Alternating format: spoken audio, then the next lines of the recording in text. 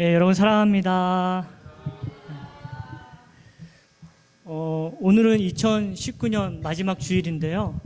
우리 한번 같이 옆분들에게 수고하셨다라는 말 좀 전해줬으면 좋겠습니다. 수고 많으셨습니다. 한번 이야기할까요? 애쓰셨어요 라고 한번 다시 이야기할까요? 네. 고생 많으셨습니다. 한번 이야기할까요? 네. 하나님이 다 아세요 라고 한번 이야기하세요. 매일 같은 하루이지만 이렇게 마지막이라고 하면 특별하게 좀 다가오는 것 같습니다. 이렇게 한 주의 끝과 이 한 해의 끝을 주시면은 우리의 그 삶의 끝도 좀 생각하라는 그런 말씀으로 좀 다가오기도 합니다. 우리의 삶의 그런 마지막을 좀 생각하게 되면 어떻게 좀 살아야 될지 조금 더 뚜렷하게 우리에게 다가오기도 하는데요. 제가 지금은 미얀마 만달레이라는 양곤은 국제도시고요. 거기서 한 차로 9시간에서 10시간 떨어진 만달레이라는 곳에서 언어를 지금 배우고 있습니다. 들어간 지 이제 1년 좀 지났고요. 그래서 만달레이 외국어 대학교 미얀마와 학과에서 언어를 계속해서 이제 배우고 있습니다. 언어를 배우는데 이제 스피킹 시간, 리스닝 시간에 미얀마 음악을 듣고 이제 받아쓰기 하는 시간이 있었어요. 그래서 이렇게 받아쓰기를 했는데 그 가사의 내용이 중에 일부는 이렇습니다. 배신을 당한다 할지라도 웃어버려라. 좀 심오하죠? 네. 직역을 하면 이렇습니다. 등 뒤에서 칼로 찌른다 할지라도 웃어버려라. 직역이 좀 세죠. 왜냐하면 인생은 잠깐이다. 그래서 잠깐 지내는 인생 가운데 너무 그렇게 너를 향해서 공격하고 비난하는 사람 때문에 힘들어하지 말고 그냥 웃어버려라. 뭐 이런 가사의 뜻이 있었던 것 같습니다. 여기서의 핵심은 뭐예요? 제가 들었다라는 거죠? 우선 들었다라는 거고, 여기서 또 핵심은 뭐예요? 인생은 잠깐이다. 올해도 금방 지나갔잖아요. 그렇죠? 어떻게 그렇게 지나간지 모르게 저도 미얀마에 살면서 1년이나 세월이 훅 지나갔던 것을 보게 됩니다. 성경은 우리가 사는 이 삶을 향해서 잠시 피었다 지는 안개와 같다, 꽃과 같다라고 이야기합니다. 여러분 인정하세요? 네. 안개는 이 새벽에 이렇게 올라왔다가 해만 비치면 금방 사라져요. 성경은 우리에게 계속해서 얘기해요. 나그네와 해인 같은 너희를 권한다. 잠시 이 세상은 거쳐가는 곳이고 너희의 삶은 나그네와 같은 삶이다라고 성경은 계속해서 우리에게 말씀해 주고 있습니다. 여러분, 그러면 우리가 어떻게 살아야 될까요? 잠시 거쳐가는 이 세상 가운데 무엇을 하며 살아야 될까요? 오늘 우리 말씀을 통해서 그리스도인으로서 이 잠깐, 미얀마어로는 칸나, 잠깐 있는 이 세상에서 어떻게 살아야 될지 말씀을 통해서 여러분 충분히 그렇게 살고 계시지만 오늘 더욱 말씀을 통해서 잠시 확인하는 시간을 가졌으면 좋겠습니다. 우리 창세기 12장 1절 같이 한번 읽어볼까요? 창세기 12장 1절입니다. 시작.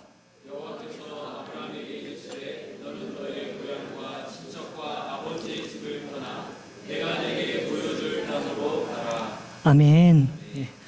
오늘 아브라함을 하나님께서 부르십니다. 아브라함을 부르신 목적이 무엇일까요? 우리 창세기 1장부터 11장의 내용을 알면 좀 더 구체적으로 왜 아브라함을 부르셨는지에 대해서 좀 이렇게 감을 잡을 수 있는데요. 여러분이 다 아시는 내용이죠.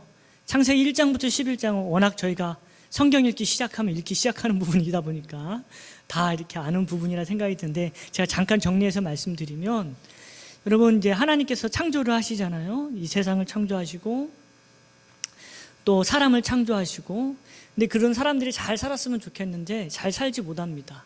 그래서 하나님 앞에서 죄를 범하고 그로 말미암아 타락하고 또 이 타락 가운데 너무나 죄가 만연하니까 하나님께서 결국 홍수로 심판을 하시죠. 심판 가운데서도 이제 노아를 구별하셔서 노아의 가족을 살리셔서 계속해서 구원의 계획을 이루어 가십니다. 그러는 와중에도 11장에 보면, 이 12장의 바로 앞에 11장에 보면 바벨탑 사건으로 인해서 인간들이 얼마나 악한지 또 하나님을 향해 도전적인지에 대해서 우리가 확인할 수 있어요. 그래서 이런 죄가 만연한 세상 가운데서 하나님은 인간을 향한 그 사랑을 포기하지 않으시고 한 사람을 선택하는데, 그게 누굽니까? 네, 오늘 본문의 아브라함이에요. 우리 12장 2절 같이 한번 읽도록 하겠습니다. 12장 2절입니다. 시작. 내가 너로 큰 민족을 이루고 내게 복을 주어 내 이름을 창대하게 하리니 너는 복이 될지라. 아멘.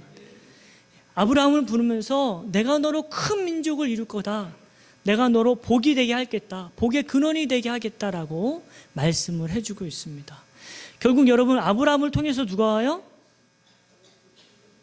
예, 바로는 이삭이 오고, 또 우리 마태복음 1장에 확인할 수 있는 것처럼 마태복음 1장 1절 어떻게 하죠? 아브라함과 다윗, 그 다음에 예수 그리스도의 세계라, 이렇게 말하고 있어요. 그래서 아브라함을 통해서 다윗이 오고요, 다윗을 통해서 예수 그리스도가 오는, 또 예수 그리스도를 통해서 온 인류가 구원에 이르는 그런 놀라운 이 복의 근원으로서의 역할을 아브라함이 감당하는 것을 우리는 성경을 통해 확인할 수 있습니다. 우리 옆분에게 한번 같이 좀 이야기했으면 좋겠는데요. 성도님은 축복의 통로이십니다 라고 한번 축복해 드릴까요?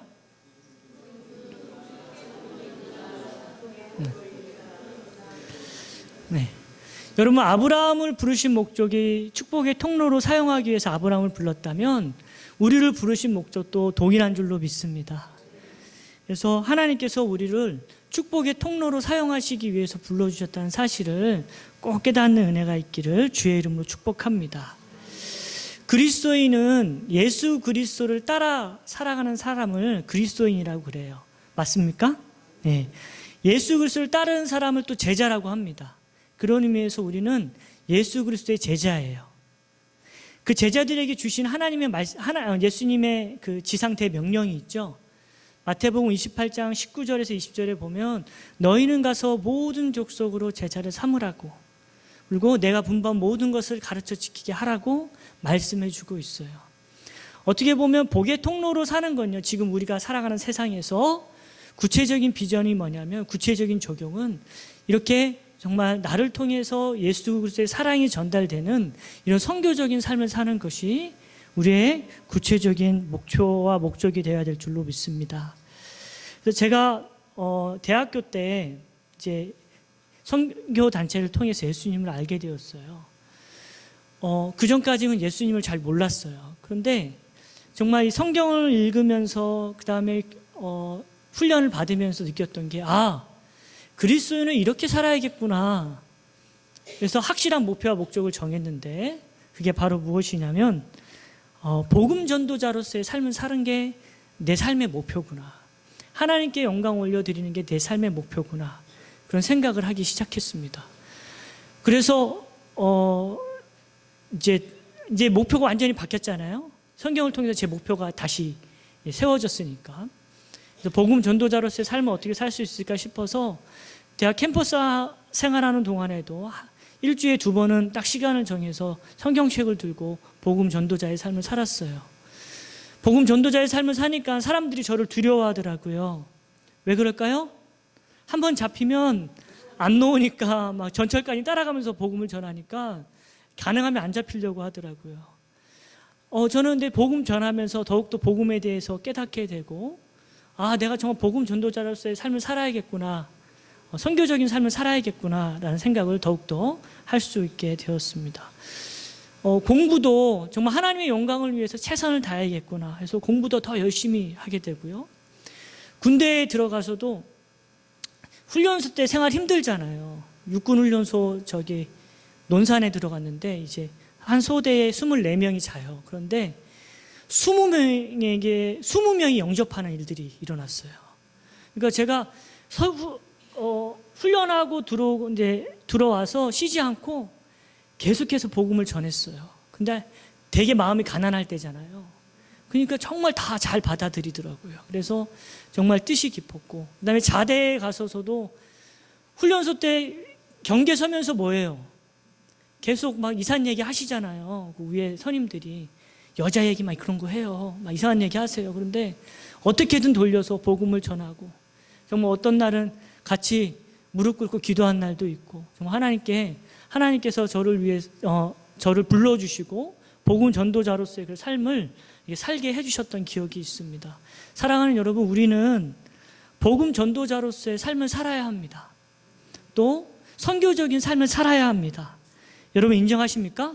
이게 하나님께서 우리를 부르신 목적이에요. 저는 제자 아닌데요. 아니에요. 제자예요. 예수님을 믿는 사람들은 다 그리스도인은 다 예수 그리스도의 제자예요. 저는 목사님 아닌데요. 아니에요.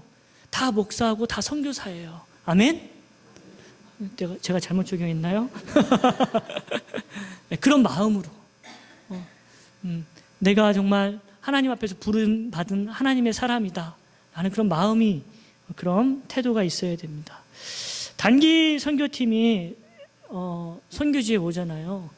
그러면 어떻게든 이 복의 통로로 살고 싶어서 막 아침 새벽에 일어나서 막 큐티 나누고 밤 늦게까지 하고 들어가서 주무시라고 내일 일정을 위해서 아무리 말씀을 드려도 또 나오세요. 워십 이런 거 아직 덜 연습이 됐다고 더 해야 된대요. 그래서 막 밤 11시, 12시까지 하고 그리고 또 주무세요. 그리고 갈 때 되면 어떻게 해요? 비행기 타기 전에도 막 모든 걸 다 주고 가잖아요. 선교팀이 오면 다 주고 싶은 마음이 있잖아요. 막 공항에서 막 벨트 풀어가지고 막 줘요. 모든 걸 다 주고 싶은 거예요. 네? 막 쓰고 있던 모자도 막 벗어주고요. 모든 걸 주고 싶은 그런 선교적인 삶을 살아갑니다. 이런 분들이 오셔서도 선교적인 삶을 살죠. 근데 만약에 그렇지 못한다면 안타까운 일 아니겠습니까? 정말 이렇게 삶으로 선교적인 삶을 살아야 되는데 삶 가운데 그게 나타나지 않는다면 안타까울 수밖에 없는 거죠. 그래서 여러분, 복의 통로로 사는 것은 잠깐 정리하고 가면 구체적으로 이 선교적인 삶을 사는 것입니다. 어떻게 하면 나를 통해서 사랑이 흘러갈 수 있을까? 어떻게 하면 나를 통해서 이 섬김과 베품을 통해서 예수 그리스도의 사랑이 흘러갈 수 있을까? 어떻게 하면 나를 통해서 이 복음이 흘러갈 수 있을까? 살아가는 삶이 바로 복의 통로로 살아가는 삶인 줄 믿습니다. 신실한 그리스도인으로 사업을 잘하는 한 분이 있었어요. 저도 들은 이야기입니다. 이분이 이제 미국에서 커피 가게를 내셨는데 커피 가게가 너무 잘 되다 보니까 옆에 있던 스타벅스 아시죠? 그 커피 가게가 3년 만에 문을 닫고 나갔대요. 근데 미국에서는 이게 스타벅스가 문을 닫는 경우는 이례적인 일이래요. 그래서 흔하지 않은 일인데 그처럼 이 커피 가게가, 옆에 있는 커피 가게가 잘 되었던 거죠. 그래서 그 커피 가게 그 주인 되시는 그분은 이제 인터뷰를 하게 되었는데 아주 놀라운 고백을 했습니다. 어떻게 해서 이렇게 커피 가게가 잘 되는 것 같습니까? 라고 하니까 그 커피 가게 주인 되신 분이 이렇게 얘기했대요. 저희 가게에 들어오는 모든 손님들은 예수님이라고 생각하고 이렇게 대접했습니다. 라는 그런 고백을 했대요. 그러니까 커피 가게에 이렇게 들어오는 그 사람을 예수님으로 보니까 어떻겠어요? 극진히 대접하겠죠. 우리 목사님이 여러분의 집에 간다면 어떻게든 잘 모시려고 하시겠죠. 근데 정말 예수님처럼 이렇게 높으신 분이 우리 가게에 들어온다 생각하니까 정성스럽게 정말 노싱되지 얼마 되지 않은 신선한 온도로 아주 정성스럽게 커피를 내려서 아마 줬을 거라 생각이 들어요. 그러다 보니까 거기에 온 분들은 커피의 맛도 중요하지만 사랑과 그 따뜻함을 경험하고 돌아갔기에 계속해서 끊이지 않고 그 가게에 올 수밖에 없었던 거죠. 여러분, 선교적인 삶이 무엇입니까? 사람을 돈으로 보지 않고요, 예수님을 만나야 할 사람으로 보는 거죠. 이분은 예수님을 만나야지. 이분은 예수님을 만나야 될 사람이야. 이렇게 보는 겁니다. 우리가 만나는 사람들을 예수님을 만나야 할 사람으로 보는 은혜가 있기를 주의 이름으로 축복합니다. 그러면요, 태도가 달라져요. 정말이더라고요. 태도가 달라져요. 제가 지금 저는 서울 강영교회에서 파송한 선교사입니다. 그래서 서울 강영교회의 그 선교사 게스트하우스가 밖으로 오픈되지 않은 이제 월드하우스라는 그 선교사 게스트하우스가 있어요. 그래서 거기서 머물고 있는데 어느 날 이제 점심시간에 잠깐 집에 들러가게 됐는데 저 혼자 있을 때입니다. 잠깐 들렸는데 들어간 지 얼마 5분도 안 돼서 누가 초인종을 누르는 거예요. 벨을 누르는 거예요. 그래서 문을 이제 열어드렸어요. 누군지 모르지만 봤더니 어떤 여자 한 분이 서 계시는데 그 통계청 조사라고 여러분 들어보셨습니까? 네, 전 속은 줄 알고 저 잘 모르니까 뭐 통계청 조사해가지고 막 이렇게 나왔는데 너무 적을 게 많더라고요. 그래서 뭐 그 집이 자가냐, 뭐 월세냐, 전세냐부터 표시하고 생년월일, 이름, 그 다음에 전공이 뭔지, 그 다음에 회사는 어디 다니고 월 수입은 얼마고 막 너무 구체적인 거예요. 그래서 요즘 개인정보에 좀 민감하잖아요.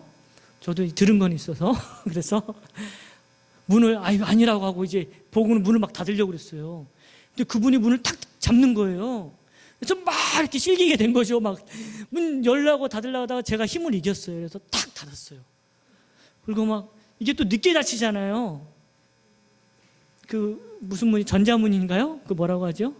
번호키. 그러다 보니까 늦게 닫히잖아요. 좀 이따 닫히잖아요. 그래서 막 해가지고 겨우 닫았어요. 근데 그러고 났는데 좀 마음에 또 좀 걸리더라고요. 그래서 날씨도 춥고 저렇게 열심히 사시는데 나라도 좀 도움을 드려야 되지 않을까, 뭐 이런 생각이 막 올라오고, 또 나아가서는 저분이 우리 교인이라면 내가 그랬을까, 뭐 이런 생각도 들기도 하고, 그래서 다시 나갔어요. 딱 나갔는데 그분이 가다가 다시 온 거예요. 저를 보더니 반가운 얼굴로 그냥 알아서 오시더라고요. 그래서 제가 이러고 가만히 있는데 갑자기 저한테 이제 막 협박을 하기 시작하는 거예요.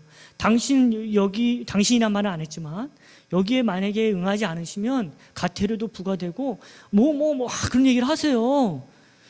그러니까 여러분 막 해주고 싶다가도 그런 얘기 들으면 어떻게 해요? 해주기 싫잖아요. 그래서 막 올라오는 거예요. 저도. 그래서 왜 이렇게 협박하세요? 막 그랬어요. 왜 이렇게 협박하시냐고. 제가 지금 해주려고 나왔는데 왜 이렇게 협박하시냐고 막 그랬어요. 그리고는 이제 결국 이제 나중에 이렇게 써드렸습니다. 마무리는 잘했죠. 써드렸는데 이게 선교적인 그런 삶을 사는 게, 복의 통로로 사는 게 여러분 쉬운가요? 그렇게 쉽지만은 않더라고요. 때로는 우리의 자존심도 내놔야 될 때도 있고요. 때로는 우리가 무시받을 때도 있고 멸시함을 받을 때도 있습니다.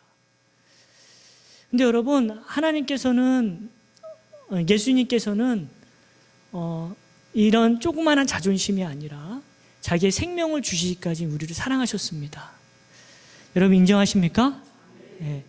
근데 우리는 요만한 자존심 건드는 거에 너무 민감해요. 나를 그렇게 봐? 내가 해주려고 했더니 말이야, 막 이렇게 되는 거죠. 뭐야, 내가 해주려고 했더니 왜 협박이야? 막 이렇게 올라오는 거죠.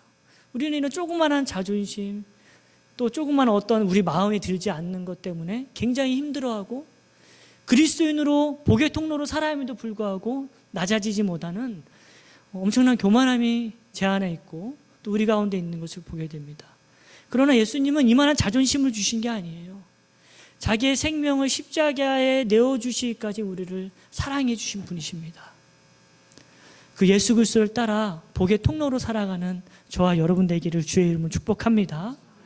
오늘 본문의 아브라함도 아들 이삭을 드려야 하는 순종과 믿음이 필요했던 것을 우리가 나중에 말씀을 통해 확인할 수 있습니다. 그래서 희생과 헌신이 어떻게 보면 이 복의 통로로 살아가는 데는 필요하게 돼요. 또 이 복의 통로로 살고 싶은데 실패할 때가 있어요, 없어요? 있어요. 막 열심을 내서 이제 진짜 복의 통로로 살아야겠다 막 다짐을 하고 사는데 잘 안 될 때가 있어요. 이거 영상 찍히긴 해도 제가 부끄러운 고백 하나 하면 잘라줄 수 있으려나 모르겠네. 부끄러운 고백 하나 하면 대학교 때였어요. 대학교 때. 이제 막 뜨거울 때였어요. 예수님을 믿고 너무 뜨거울 때였어요. 그러니까 약간 예수님을 믿고 뜨거우니까 약간 교만하게 되더라고요. 그런 거 경험해 보셨어요? 네, 약간 교만하게 돼요. 그래서 이제 어느 날 국어 장문 시간이었는데 교양 수업이다 보니까 한 뭐 7, 80명, 90명 막 이렇게 들어와서 시험을 큰 교실에서 봐요. 근데 국어 장문 시간인데 이 논어 뭐 이런 걸 막 외워서 이렇게 쓰는 거였어요. 여러분 한문은 또 쓰려면 생각 안 나잖아요. 근데 이제 시작하기 전에 전부 다 그 조그마한 커닝 페이퍼를 다 복사해서 나누더라고요. 그래서 저를 딱 누가 주는 거예요. 제가 그때 울어왔잖아요, 굉장히. 그래서 어떻게 했겠어요? 야, 나는 커닝 안 한다. 여기까지만 했으면 좋았는데 나는 예수님을 믿어서 커닝 안 한다. 이렇게 얘기를 했어요. 그리고 거절을 했어요. 그리고는 어저께 애운 대로만 쓰리라 생각하고 봤는데 A4 용지에 이렇게 공부한 게 한 20장도 되는데 그걸 이제 제가 창가에 앉았는데 옆에도 올려놓고 그리고 시험 보는데 한 글자가 생각이 안 나는 거예요. 이것만 맞으면 100점인데 막 이런 생각이 막 죄송합니다. 막 그런 생각이 드는 거예요. 이것만 맞으면 100점인데 막 그런 생각이 드는 거예요. 애들은 다 보고 있고 저도 모르게 손이 간 거예요. 그리고 가져왔어요. 죄송해요. 너무 실망하지 마세요, 여러분. 넘기고 막 찾고 있는 거예요. 어딘지도 모르겠는 거야. 아니나 다를까 너무 크잖아요. 바로 들켰어요. 바로 들켜가지고 뭐 시험지고 뭐고 다 가져가더라고요. 그래서 정말 얼마나 부끄러운지. 그래서 정말 많이 부끄러웠습니다. 하나님 앞에서 너무 부끄러웠고, 물론 되게 좋아하시네요. 물론 저뿐만 아니라 많은 분들이 걸리긴 했지만 너무 부끄러웠습니다. 그래서 그 뒤로는 이 컨닝의 컨짝만 나와도 진짜 하나님 앞에서 많이 울었어요. 울고 내 자신을 너무 부끄럽게 생각해서 이제 컨닝하지 않고 지금까지 살았습니다. 이 만달레이 외국어 대학교에서 미얀마 시험 보는데도 컨닝하지 않고 아내가 옆에 있지만 가끔 한국말로 왔다 갔다 하긴 했지만 컨닝하지 않고 정말 컨닝 안 했어요. 그렇게 살 수 있었어요. 여러분 사단은요 이렇게 넘어뜨리고 계속해서 그 넘어진 가운데 살았으면 하는 게 사단의 바람입니다. 사단은 계속해서 실패 가운데 있는 우리 자신을 주목하게 하고요. 일어서지 못하는 게 만드는 게 사단의 전략이에요. 네가 그러고도 성도냐? 막 그러는 거죠. 네가 그러고도 집사냐? 네가 그러고도 권사냐? 네가 그러고도 목사냐? 계속해서 사단은 공격했어요. 복의 통로로 살 수 없게끔 만들어버려요. 야, 너 교회 나가지 마. 이래요. 사랑하는 여러분, 우리가 죄인이기 때문에 이 시간 하나님 앞에 나오는 거예요. 아멘? 건강한 자에게는 의원이 쓸데없고 병든 자에게 쓸데있나니 내가 의인을 부르러 온 것이 아니오 죄인을 불러 해결시키러 왔노라. 우리가 하나님 앞에 연약하기 때문에 이 시간 나온 겁니다. 아멘? 근데 사단은 계속해서 우리로 하여금 일어서지 못하게 만들어요.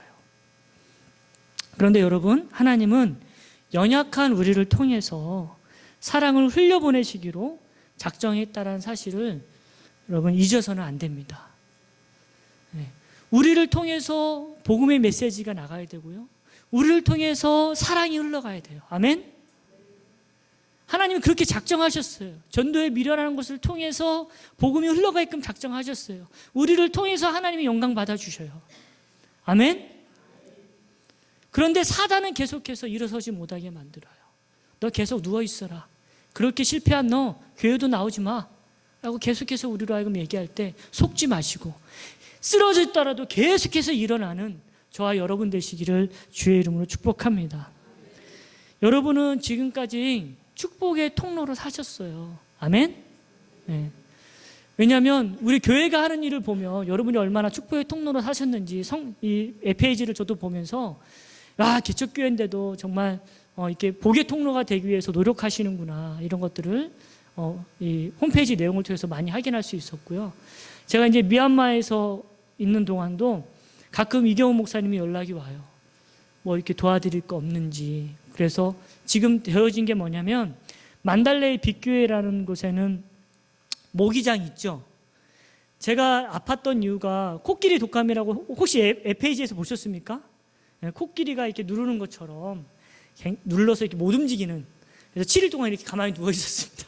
아무것도 못하고 계속 땀나고 열나고 뭐 몸은 너무 아프고 머리는 깨질 것 같고 막 이렇게 해서 7일 동안 누워 있었던 그런 병인데 모기에 의해서 전염된다고. 이번에 처음으로 미얀마에 이렇게 나온 바이러스라고 그래요. 그래서 코끼리 독감이라고 하는데 무슨 얘기하다 제가 코끼리 독감을 설명하고 있어요.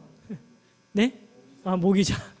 그래서 이 모기에 의해서 이렇게 되는데 그 현지인들도 많이 걸렸어요. 그런데 이번에 빗소금 강영교회에서 모기장을 문에다 해주셔가지고 모기장이 이렇게 열고 들어갈 수 있는 모기장 알죠? 문 모기장을 해주셨어요. 왜냐하면 바람 통해야 되거든요. 더워서. 문 모기장을 해주셔가지고 아주 쾌적하게 예배를 드릴 수 있게 여러분이 하셨고요. 그 다음에 이제 암마라뿌라 교회라고 있는데 거기는 해가 질 때 지는 해가 가장 더워요. 제가 살아보니까 지는 해가 가장 더워요. 그래서 서쪽으로 창문이 나 있다 그러면 엄청 더운 집입니다. 거기가 더운 동네라 또 만달레이가 이 미얀마 전역 중에 가장 더운 동네 중에 하나라고 그래요. 왜냐면 분지여가지고 그 주위는 다 산인데 거기만 이렇게 평지입니다. 그러다 보니까 그래요. 그래서 무슨 얘기하다가 제가 또 이런 얘기하고 있죠? 네? 맞아요. 너무 뜨거운데 너무 뜨거워가지고 이게 예배를 드릴 수가 없을 정도인데 여러분들이 보내주신 헌금으로 지붕을 하게 되었어요. 그래서 정말 얼마나 쾌적하게 또 예배 드릴 수 있는지 너무 감사드리고 여러분 교회를 통해서 또 여러분을 통해서 계속해서 복이 흘러가고 있습니다. 우리 창세기 12장 3절 한번 읽을까요? 우리 창세기 12장 3절입니다. 같이 읽겠습니다. 시작. 너를 축복하는 자에게는 내가 복을 내리고 너를 저주하는 자에게는 내가 저주하리니 땅의 모든 족속이 너로 말미암아 복을 얻을 것이라 하시니라. 아멘. 땅의 모든 족속이 너로 말미암아 복을 얻을 것이라. 여러분 얼마나 많은 복을 받았느냐 그렇게 중요하지 않습니다. 너로 말미암아 얼마나 많은 복을 나눴느냐가 중요합니다. 그래서 여러분의 삶을 통해서 날마다 이 복의 통로로서의 역할을 잘 감당하는 은혜가 있기를 주의 이름으로 축복합니다. 저도 이 미얀마 땅에서 복의 통로로 살고 싶어서 미얀마 땅에 갔어요. 여러분 많이 기도해 주시기 바랍니다. 복의 통로로 살아갈 수 있도록. 내 삶의 환경에서 막 기다려야 되는 것도 많고 왜 이럴까, 한국하고는 너무 다른 환경이다 보니까 때로는 복의 통로로 살아야 함에도 가끔 잊을 때도 있고 그런 연약함이 드러나는데요. 여러분 미얀마는 동남아시아에서 마지막 남은 보석이라고 그래요. 왜냐하면 군부 독재로 약 50년간 폐쇄 정치라고 하나요? 아예 그냥 고립주의죠. 고립주의 딱 가둬서 외구 세력 때문에 우리가 힘들었다 해가지고 영국 식민지였거든요. 그러다 보니까 다 내쫓고 아예 그냥 군부 독재로 그렇게 50년간, 약 50년간 그렇게 갇혀 있었던 땅이 미얀마예요. 그래서 이제 마지막 보석이라는 그런 별명이 있는 거죠. 선교 2010년까지는 군부 독재였고요. 2011년부터 이제 민간인에게 이양이 됐지만 그래도 군부 정권이 잡았어요. 그다음에 여러분 아웅산 수지 여사 들어봤죠? 그 민주 정권이 2015년부터 잡았어요. 그러니까 2011년부터 경제적으로 풀리긴 했지만 그래서 2013년도에 선교사님들이 많이 들어갔습니다. 그러다 보니까 다른 동남아시아에 비해서는 선교사님들이 많이 없어요. 그리고 2013년도에 그 우리 교회 이 교회 교단 이제 GMS라는 그 선교 단체 같은 경우에는 약 16가정이 2013년도에 왕창 들어가게 되고 지금 한 28가정에서 32가정까지 최근에 이렇게 늘어난 것을 보게 되고 대부분 다 양곤에 계시고 제가 사는 지역은 이제 만달레이는 한 가정이 와 계셔요. 왜냐하면 선교 단체 베이스가 양곤이다 보니까 대부분 양곤에 거하실 수밖에 없는 상황이고 그래서 이제 한 4가정만 GMS에서 한 4가정만 이제 외곽 지역에 이렇게 해서 이제 거하면서 살게 됩니다. 제가 거하는 이 만달레이 이 지역은 양곤에서 약 9시간 떨어진 지역이고 하다 보니까 아직도 이제 한국 선교사님들이 별로 없습니다. 그래서 지금 한 10몇 가정 정도 한국 선교사님들이 들어와 계시고요. 근데 그 가운데 제가 들어갔기 때문에 늦게 나갔음에도 불구하고 제가 아주 이렇게 빨리 들어간 선교사가 됐더라고요. 그래서 열심히 언어 배우고 있습니다. 여러분 기도할 때마다 복의 통로로 살 수 있도록 기도해 주시길 간절히 부탁드립니다. 우리 옆분들에게 복의 통로로 삽시다라고 한번 이야기할까요? 제가 축복의 통로가 되겠습니다라고 한번 인사합시다. 여러분을 만나는 사람들마다 예수 그리스도의 사랑과 섬김을 경험하고 주께 돌아오는 역사가 있기를 주의 이름으로 축복합니다. 기도하겠습니다.